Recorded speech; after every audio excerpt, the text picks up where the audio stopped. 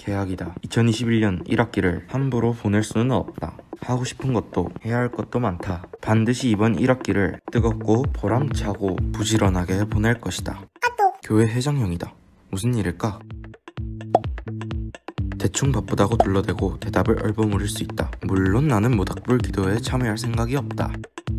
내가 만약 안 간다고 하면 형은 왜 못 가? 라고 물어볼 것이고, 절대 미룰 수 없으면서 형이 함께 하자고 할 수 없을 가장 적절하고 그럴듯한 핑계를 찾을 것이다. 형, 저 여자친구랑 100일이라고 하기엔 나는 여자친구가 없고, 열심히 운동해야 해서 라고 하기엔 나는 운동을 싫어하고, 공부해야 해서 라고 하기에는 공부에 관심이 별로 없고, 그냥 가기 싫어요. 아니다, 학원을 가야 하기 때문에 하지 못하는 것으로 하자.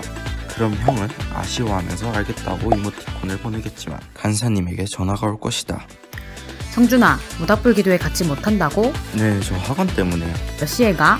6시요.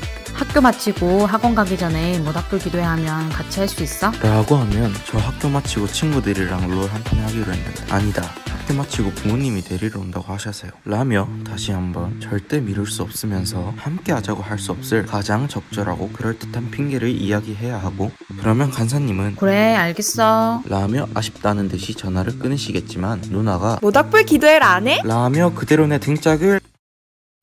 아무튼 나는 모닥불 기도회를 할 생각이 없다. 성준아, 모닥불 기도회 할 거지? 이렇게 다시 한번 얘기를 꺼내다니 생각보다 끈질기다. 긴장하지 말자. 나는 방금 전에 준비했던 대로 자연스럽고 완벽하게. 저 영어학원 다니기로 해서요.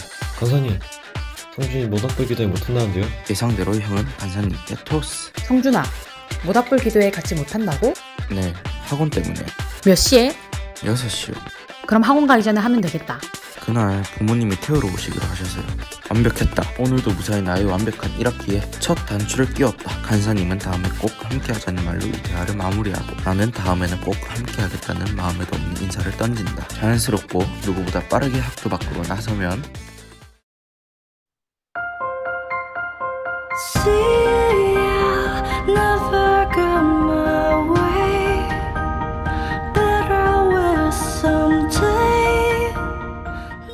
모닥불 기도회 가지?